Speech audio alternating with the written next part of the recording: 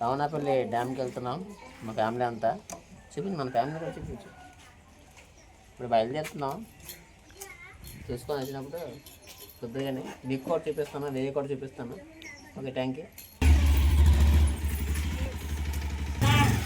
బాబాయ్ hi friends, Ravanapalli వెళ్తున్నాం dam దగ్గరికి. జంతికలు, జాంకాయలు, మురుకులు అన్ని స్నాక్స్ ఐటమ్ తినడానికి పట్టుకెళ్తున్నాం.